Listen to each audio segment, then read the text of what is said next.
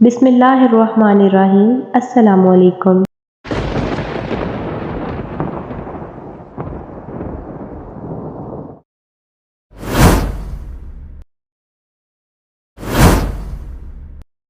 سانپ اور مور جب جنت میں تھے تو بے حد خوبصورت تھے۔ سانپ کی لمبی ٹانگیں اور انتہائی خوبصورت رنگ تھے اور اس کے منہ سے خوشبو آتی تھی، اور مور جتنا حسین اب ہے اس سے کہیں زیادہ حسین پہلے ہوا کرتا تھا۔ اس کی آواز اور پاؤں بھی بہت خوبصورت ہوا کرتے تھے۔ آج کی ویڈیو میں میں آپ کو بتاؤں گی کہ سانپ اور مور کو جنت سے کیوں نکالا گیا، ان سے ایسی کیا غلطی ہوئی کہ اللہ نے ان سے ان کی خوبصورتی چھین لی۔ تخلیق آدم کے بعد جب اللہ نے سب فرشتوں کو انہیں سجدہ کرنے کا حکم دیا تو شیطان نے غرور میں آ کر انکار کر دیا اور اس نافرمانی کی وجہ سے جنت سے باہر نکال دیا گیا۔ شیطان اس بات پر حضرت آدم علیہ السلام کا دشمن ہو گیا۔ اللہ نے حضرت آدم علیہ السلام کی بائیں پسلی سے اماں حوا علیہ السلام کو پیدا کیا اور ان دونوں کو جنت میں آباد کر دیا۔ وہ دونوں جنت میں خوش و خرم زندگی بسر کر رہے تھے۔ انہیں ہر جگہ جانے کی اور ہر میوہ کھانے کی اجازت تھی سوائے شجر ممنوعہ کے، جو کہ گندم تھی۔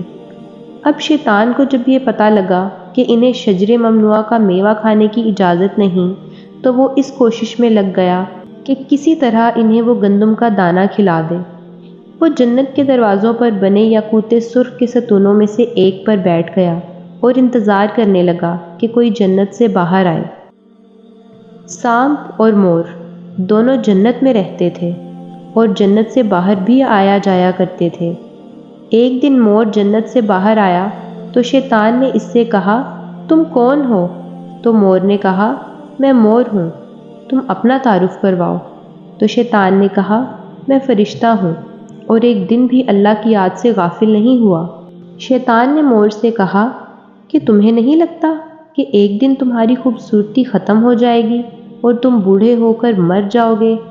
میں چاہتا ہوں کہ جنت میں جا کر تمام نعمتوں کا اپنی آنکھوں سے مشاہدہ کروں۔ اگر تم مجھے جنت میں لے جاؤ تو میں بدلے میں تمہیں 3 ایسی باتیں بتاؤں گا جس کے صلے میں تم نہ کبھی بیمار ہوگے نہ بوڑھے۔ تمہیں ابدی زندگی ملے گی اور تم ہمیشہ جنت میں رہو گے۔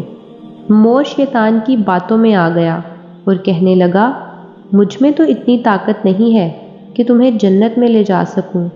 ہاں، میرا ایک دوست سانپ ہے، وہ تمہاری مدد کر سکتا ہے۔ مور نے سانپ کو جا کر ساری بات بتائی تو سانپ بہت خوش ہوا اور شیطان کو جنت میں لے جانے پر آمادہ ہو گیا۔ سانپ نے شیطان کو اپنے منہ میں رکھ لیا اور جنت میں لے جا کر اگل دیا۔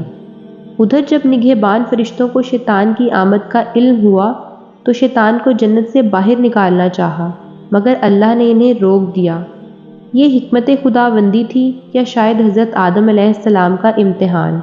اب شیطان حضرت حوا علیہ السلام اور حضرت آدم علیہ السلام کے پاس گیا اور رونے لگا، کہنے لگا کہ میں تمہارا خیر خواہ ہوں۔